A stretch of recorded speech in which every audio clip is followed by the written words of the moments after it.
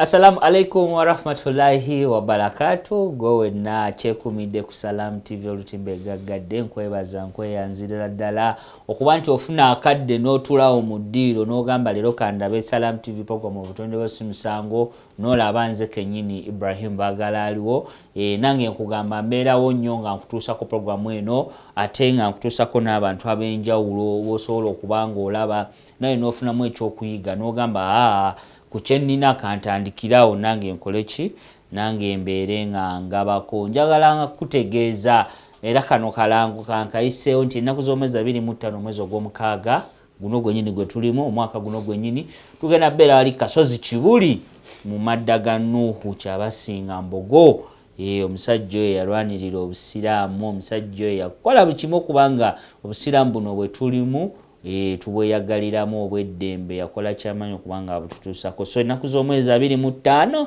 tugenda baawo wennyini kuva ku makya paka kyamisana nga tuli awo tukola ki nga tuli awo tukuweereza nga omanyi Salam TV ate ennaku z'omwezi 23 omwezi ogwennyini nnyini kwegamba okirabira ddala tugenda beera Busia tugenda beera Busia ku muzikiti awo nga tukola grand fundraising eya Masigidi Nakaloke nga okimanyi project eyo gye tuliko so toweerabire ennaku z'omwezi 23 osobola ogamba Jumaka ngende ngikwatira eyo Imam Cheyune yagenda okubanga akutuba tukulemberemu so ovako Kampala n'ojja eyo n'olaba ki kye bakola so ennaku z'omwezi 23 bwetyo tugenda okubeera tuli ne bannaffe aba Jericho Helping Hands oyinza owulira Jericho so ogamba Jericho n'ogattako Vaseline Jericho Jerry byonna bitambulira awo cause bakozi bakola bageza okulaba nga bayigiriza abaana okutabula ebizigo okukola biki n'ebintu ebirala byajja okubanga atunnyonnyola era tuli ne director Jackie Ankunda Ansasira nga aviiridde Kasokoso. How's Kasokoso? Kasokoso nungi. It seems abantu abava Kasokoso bayika balina omutima oguyamba buli muntu gw'owulira Kasokoso Kireka Buya bweyogerere around that area Bugolobi kubanga ffe amaduuka lyaffe yali yawe Bugolobi center Kasokoso noza tugenda funayo time emu tujje mu bitundu byeyo tulabe ku bantu tubabuuzeeko tulabe ebintu ebitambula kijja tuyamba so wetwakomye ng'otugambye mulina projects zemukola muyamba abaana mu outsourcing mu byalo mu communities kati zo zonna project muzikola but the big question is funds muzijjawa because bino byonna byetaagisamu kubanga at least do you call out people nomubagamba naye ayina ebibiri ayina olugoye ayina ki oba mukwatamu mmwe kennyini mwenga mmwe tusooka kwekwatamu nga ffe kubanga bw'ogenda okusuubira abantu be banaaleeta kitegeeza oyinza kuba nga tolina laavu emala so nga bwe nkugambye nze nkola bizigo by'abaana by'abakulu abakyala baami then esabbundi so ekyandibadde nti savings nkutulamu zino za project eno okitegeera your budget I budget for that then I also tell the members n'abali abantu abalina okwagala okwo ne batwegattako abamu ne baleeta engoye z'abaana recent twabadde awo nga engoye ziterese z'aba baby like abakyala bava okuzaala netufuna omuntu tetujja kulinda lunaku nti Christmas oba Easter oba ki nedda you have to live every day of your life as if it is the last day of your life on earth. So you explain that to the viewers oba in Uganda oba in Runyankosi bakitegeere olina okubeera buli lunaku nga weeteekateesa what if it is your last day oba olunaku olusembayo mu nsi Katonda ojja mugamba ki okoze mirimu ki kugamba olunaku olukya lutwale nti is the last day yes nyumirirwa mu lunaku olwo okola ebituufu ng'olunaku olwo olusembayo ku nsi kiyamba nnyo you'll be perfect yes si kulinda nti bw'ofunye emikolo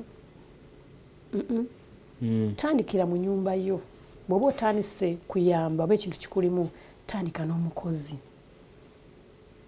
okitegeera nze bangi abakozi abampise mu ngalo bamu bagenze wabweru okwagaliza because oli ajja yamba publicizing omuntu omulungi katonda kuwa omuntu omulungi ng'akutega alabe will you help that person n'omunyigiriza muwa kasente katono toyagala ate if somebody is good pave away good things will always come to you. They'll come to you back. Yes. Why is it kati mwabali mu bino ebintu by'okuyamba abantu sometimes community you'll ogena to amagezi go when people are doing projects people are helping out, people are doing outreaches. Yes. Waba bajja with cameras and everything. Ne wabairawo abajja nga tebaagala camera and everything. Society beeraba balina kanti abo bazze tuyamba naye bazze tulaga tetwagala tulaga nti batuyambye ate bano waki tebazze ne tulaga like where do you fall? In a biblical way okuyamba n'olaga like si kirungi but kati oyinza kuba nga you have nga bwe ngamba I have my vision, my dream to expand my project njigirize abantu abalala baneiba bange nga bwe nkikola njagala naawe ogende wabweru okikole ogenda mu ddwaliro genda mu kyaki kola kyenkola okitegeera sijja kukisiriikirira mbeere ewaka then I said that I'm expanding the work. Kagamanga wobikola n'osirika. Yes, n'osirika. Tokola awareness and everything. Bali bajja kutegeera atya abalala abalina obuvunaanyizibwa oba okulemesebwa bajja kutegeera atya okujja kugwe. So you have to create awareness in the community. Bw'ofuna radio gendako kubakalanga, bw'ofuna TV nga wenze wano men are there. Youth abali wabweru bangi oba naawe olina ssente gy'oli naye okozeeko ki ku neibaawo oyambye mu malwaliro eyo abakyala bazaala nga tebalina bugoye bw'abaana tebalina kyakulya. I'm telling you we have witnessed this. Ebutabika eyo tukolayo charity once in a while osanga nga abantu bali bubi bw'oba totute kyakulya twala esaala. You get it? You take a prayer. You take a prayer. Mu community olaze olaba nti ono Yesu ono mukadde izanedale tasobola kukola yetaaga ki? Yetaaga love.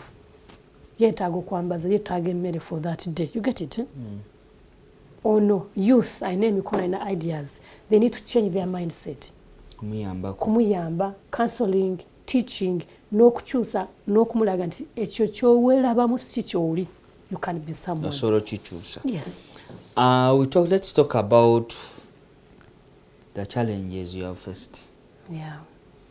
As Jericho Helping Hands within this field you are in of helping. What are those challenges? No gamba kaya tuyambe this challenge and this challenge. Okay, you find one finances.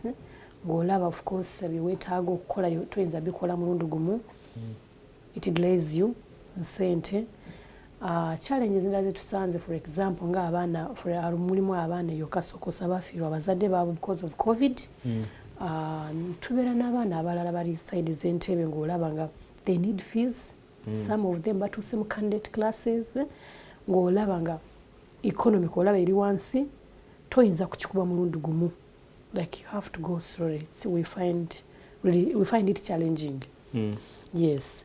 For example, tulinamu abaana mukama atuyambe mulimu abazze ne babakwata ku mikono ne babaweerera naye waliyo n'abalala abajja obuzi. Yes. Kugamba enamba yeeyongera and you cannot leave them. You get it? You keep on trying by the God grace mukama n'akwongera ku mirimu gyo ate n'akufunira n'abantu. Let's talk about the overwhelming numbers of foundations that are growing each day. Each second is a foundation. But there are some foundations, they walk a talk. Bajja ne bagamba kino.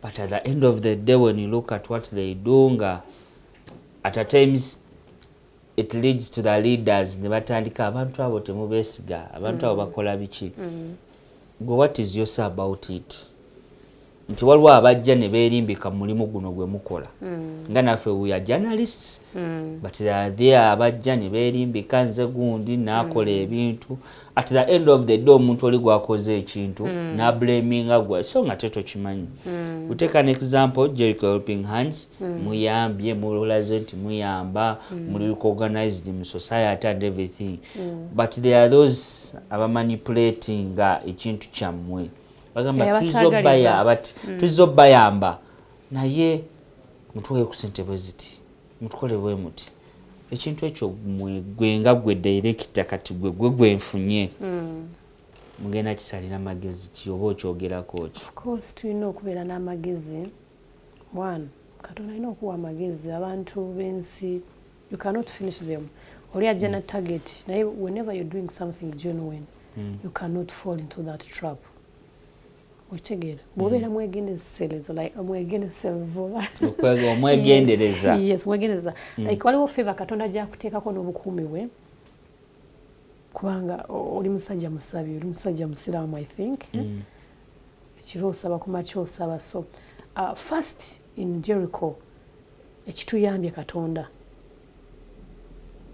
number one you love God you trust God ati oyina okutegeera nti buli muntu alina ensobi alina weakness tojja kunenya oyo mu weakness you overlook and try to bring clothes and teach yes tojja kukeera mukama oyinza kusanga okola n'abantu abo bonna naye nga they are all hypocrites but you need them within your team nga bebakumalamu abebakusuula baagala ogwe olaba ne Yesu abamulidde olukwe bava ku same table apart from Jericho what about the advice gyosobola okuwana ddala kati abantu abali eyo abalaba Salam TV nze kyenyinza okubalaba abantu abatulaba mwenna bakyala basajja baami youth don't give up temulekeraawo okuyamba temulekeraawo okuyigiriza olw'ebigambo by'abantu oba abo bwe mukutte ku mukono ne baba disappointing teba chance wayagala tubba because tuliddeko nti waliwo ababitandika to get aid from the West donors yes n'agamba singa ntandikawo kino I get money I start off life tubiwulira naffe naye ffe tetunatuuka yeeyo baba donors biki ffe tuli ku base twekolera byaffe we feel what they are doing out there we can also do it kama mukiina yes kigenda kugenda nga kikula paka Katonda wayagala okututuusa kubanga our aim it is to change and restore nations yes. You talked about your mom inspired you we have parents or family members yes nga mu family mulimu omwana ali disabled oba omwana ali need oba omwana ali vulnerable but nga bamulookingira inside tebafuna basic needs tebakola ki gwenga gwe ekintu ekyo kiraba otya because for you got a chance into your parent yakulaga but there are parents or family members abali eyo nga abantu abaana bano oba abantu bano babayisa bubi kyoyogerako mu field eyo waliwo omwana gwe tulina omukyalo yazaala omwana within 3 months omutwe ne gutandika okuzimba mukyala ali myaka kati nga emyaka like 60 kati omwami nadduka kyoyogera nkirabyeko nadduka naye omukyala nasigala n'omwana we kati omwana ali myaka 27 she's still alive amulabira genda mu ddwaliro tujjamu bachairman like netumukwatirako naye kibi nnyo tekikuwa mukisa okitegeera kiyinza kujja nga kigezo erigwe kagamba Katonda akuwa ekigezo alabe yes kigezo naye how have you treated what he has given you be appreciative support ebirala ebirungi bijja kujja gye bali we have seen those people nga abaami badduka naye omukyala n'agamba kansigale ku mwana wange mpaka n'alemerako. We talk about Jericho Helping Hands. What are the future plans, perspectives mulina mwenga mwent plans nti okay muyambe but mu future future muyimiridde etya? Future yaffe oba tekisaba Katonda okutugaziwa ne tufuuka big institute and ne tukwata in every community like every district. Ne muva ku community ne mugana district per district up to the nation. Ne tucreatinga Katonda kyatuteekamu ne kibeera ekitangale country to country. Yes. So it is our plan, like day by day by God's grace nga tukyali balamu tusaba Katonda kututwala mu maaso n'okukyusa abantu bangi. Ne tuyigiriza abantu okwagala, ne tuyigiriza abantu okweyimirira confident and changing their mindset of the youth and the women who are there out there and men. Kubanga we are not only women that are being challenged, even men. Because bw'ogamba nti oyamba oli wawulira nti abakyala abawala gamba kati abalenzi, because abalenzi they are left out in these organizations. Most of the organizations, by the way, abalenzi nange sibalabamu naye mujeriko yaffe abalenzi gye bali n'abasajja gye bali. Because omulenzi wafuna ekizibu n'omuwala, omuwala agenda afuna obwenkana favor, omulenzi aleme funa favor.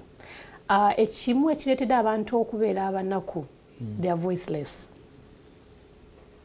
Okitegeera okuba mu mbeera eyo nekikunyiga n'okituulira n'ojjamu okukola ebintu ebikyamu nga bano abavubuka n'osanga ng'onywedde enjaayi, okitegeera n'osanga nga you're rapping, character etakubaddeemu. But whenever you find somebody genuine, be open, share. Remember, you share what you have. What you have, so that you'll be also filled with good things and maybe good connections. Yes, tulabye abangi abavudde ku kkubo. So, ng'abadde ku kkubo? Yes. Nga bavudde ku kkubo, Mukama n'abateeka mu mikono emituufu, and you build them and they become big people and rich people.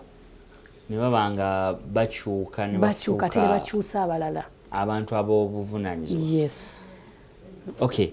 Mu bigambo bye bisembayo eri abantu aba Salam TV, eri abantu ba Kasokoso, Uganda yonna, in fact not Uganda yonna, ensi yonna, because baba kulaba. Yes. What are those encouraging words zoyinza obbagamba abali eyo? Encouraging words ba ebigambo bayinza okuba w'amaanyi bye mbagamba nga nze buno obudde, mbasaba obutaggwaamu maanyi, mbasaba okukozesa buli kintu kyonna ky'olina kyolaba nti naawe oyagala kiwe munno, like muyigirize, musomese, mubasabire, mubongereyo, mubaconnecting, ate mutambule muve mu mayumba, mutambule. There are people who are suffering around you in hospitals, in prison. Mubatuukeko. Buli muntu yenna waali alina omugaso. Naye we need good people and right people. All right. Yes. So wasiibule. So nga bwe mbagamba amanya Jack Nkunda Saasira, bwe mba munjagadde nja kudda mu nzije. Abakunoonya like abagala okwegattako okufuna ku magezi ago. Abagala okunyegattako okufuna ku magezi gano, nyinza kubawa ku namba yange if it's okay. 0783 582921. Ng'oli eyo oli mukyala oba mwami oba mwana ng'owulira oyagala kufuna ku magezi gange oba to be skilled, call that number 0783 582921. I'm there for you. Naawe genda obeerewo munno. Thank you. Oba oyagala kupataninga with Jericho Helping Hands, you're welcome. All right. Here at Next Media Services, there is a campaign we are running called Better Steady Be Better. Bali bakubiddeko essimu ne bagamba owangudde kino naye sooka otwe ku ssente biki? Neta. Tebakubirangako ssimu. You are lucky. Thank you. Because that is the campaign we are trying to run. Nti abantu babakubira amasimu. Nti Jackie, olina container naye kati the ssente bweziti, naye sooka otwereko ssente bweziti, you know. So, bw'obanga tebakikolako, just be steady, be better. All right, ako simbadde nkayisawo buyisa, just kubeera nga abantu tubabuusa. So, gwe wenna tulabe ku Salam TV, program ebadde obutonde bw'osi musango nange Ibrahim Bagala aliwo byonna nga bwe mubirabye byonna nga bwe mubiwulidde abagambye osobola okuyamba omuntu noba tolina kinene nnyo just gweyamba buyambi and don't expect to be helped back abamu oyinza omuyamba naga ha gundi gwe nakuyamba naye nange nyamba nedda so njagala kwebaza mwenna abadde batulaba mwenna ababaddeko abatugoberera abakola ki abatulabira mu nsi ez'enjawulo njagala okubeera nga mbebaza ndowooza tusinkane omulundi oguddako inshallah katonda nga atwadde obuyinza assalamu alaikum warahmatullahi wabarakatuh.